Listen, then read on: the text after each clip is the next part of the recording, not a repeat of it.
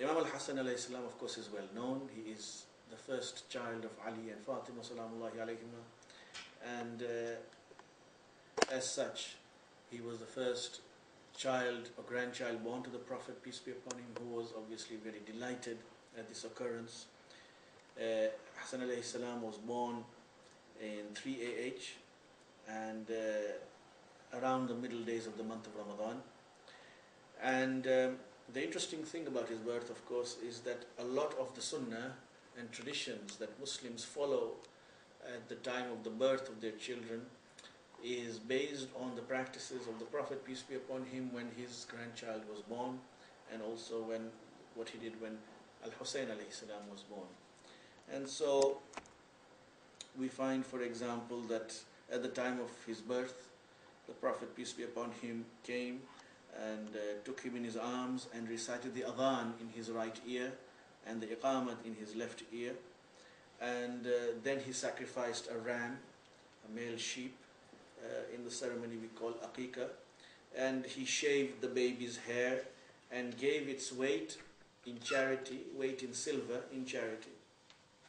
So these acts have become sunnah for Muslims right from those days.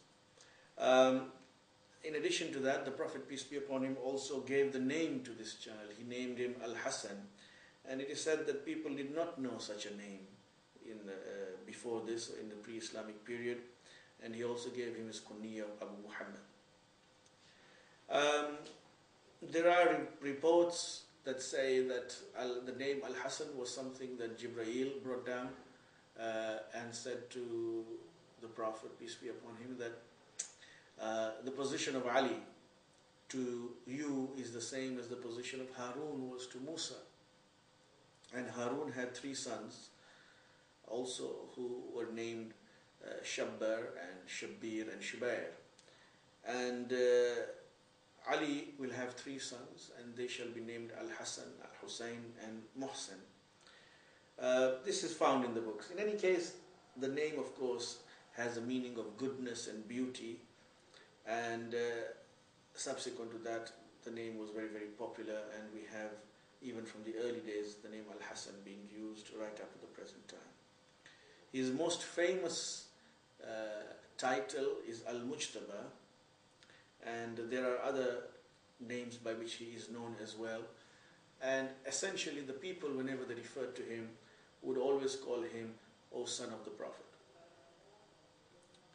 Now, right from the time when the children were very young, Al-Hassan and Al-Hussein, alayhim as-salam, the Prophet, peace be upon him, took great pains to introduce them to the people. He himself showed them a lot of love, as one would expect a grandfather to do to the sons. But there was more than this. The Prophet, peace be upon him, was very cognizant of the fact that every action of his was being observed by the Muslims, and every action of his would become a sunnah. And his words were not just the words that one has for one's grandchildren. Rather, he introduced them in a manner that showed that he was trying to teach the Muslims about the special status of Al-Hassan and his brother Al-Hussein.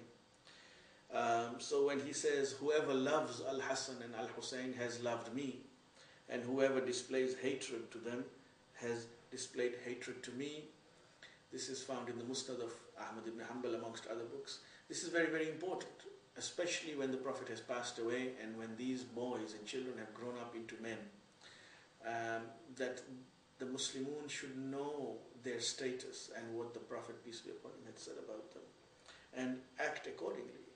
That if they showed enmity to Al-Hassan, indeed they had shown enmity to the Prophet himself.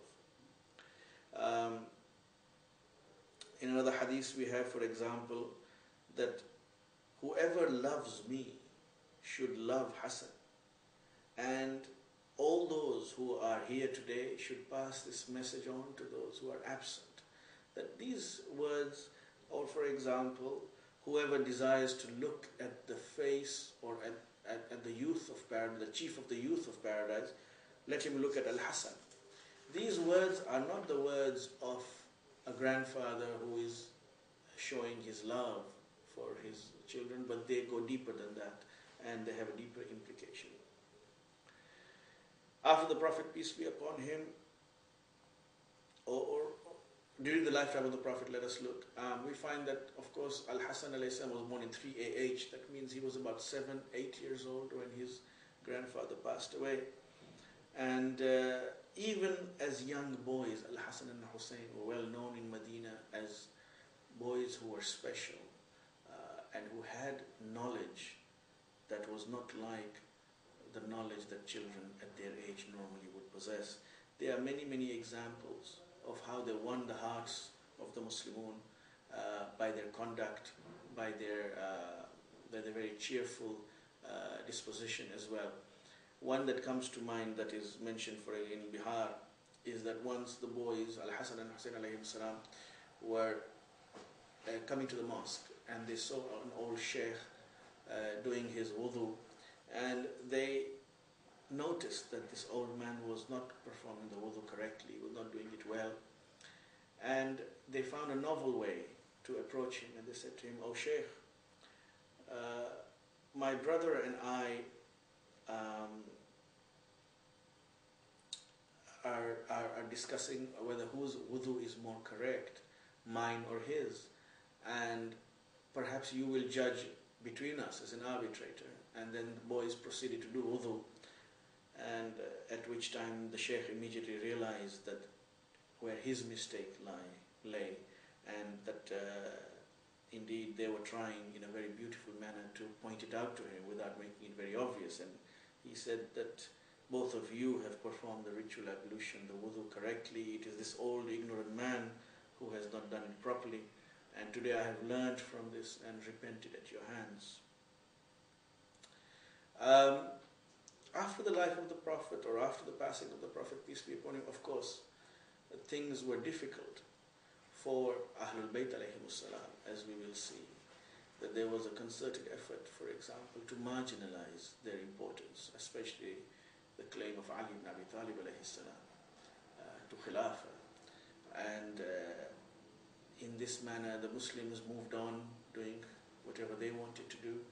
And we find that Lady Fatima salamullahi alayha and Ali ibn Abi Talib alayhi salam were marginalized, and with them, of course, Al-Hassan and Al-Hussein also see a totally different setting that was unfortunately present. And it must have been an additional burden over the loss of the Prophet, peace be upon him, to also see how poorly they were generally treated by the Muslims after the passing of the Prophet. As with Ali ibn Abi Talib alayhi salam, we find very little information about the activities of Al-Hassan in those days that followed the passing away of the Prophet, peace be upon him, up to the time when Ali ibn Abi Talib became the Khalifa of the Muslims in 35 AH. Those 24 years, not much is known. We get some reports from time to time, for example, that do mention them in passing. But by and large, less is known about the activities of both Al-Hassan and his father Ali ibn Abi Talib during those days, which is a shame. We know that Ali ibn Abi Talib alayhi salam more or less retired from public activity, in the sense that when called upon he would advise, but certainly he did not take part in the expeditions, in the wars and battles that the Muslim fought after the passing of the Prophet. And while he lived in Medina and Mecca to some extent, we do not see much evidence of him participating in the political process, except at few occasions when the Khulafa, for example, turned to him for advice, or when there was issues that was relevant to Muslims in general,